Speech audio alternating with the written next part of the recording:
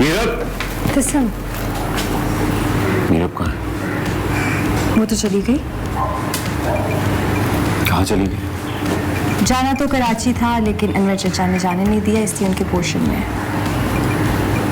वहाँ क्या करने गई है? और मैं क्या बोलूं तुम्हें? जाकर पूछता हूँ। तुम नहीं पूछ सकते। क्यों? क्योंकि मीरब अब तुम्हारे साथ नहीं रहना चाहती। क्या? मीरब अब तुम्हारे साथ नहीं रहना चाहती। मीरब अब मेरे साथ नहीं रहना चाहती, और ये उसने खुद अकेले डिसाइड कर भी लिया कि वो मेरे साथ नहीं रहना चाहती। मैंने उसके लिए इसकी जान बचाई, उसका सब कुछ अपने ऊपर लिया, और वो मेरे साथ नहीं रहना चाहती। इंटरेस्टिंग। बिल्कुल ठीक कह रहे हो। जानते हो इसका क्या मतलब है? कि वो तुम्हें अपना शौहर नहीं मानती।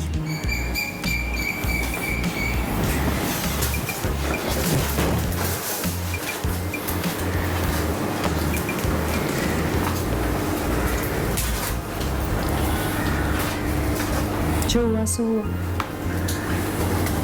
आज तुम आ रहे थे, उसे पता था ना यहाँ होना चाहिए था उसे, लेकिन नहीं है, क्योंकि मुतसिम मीरब तुम्हारे साथ नहीं रहना चाहती।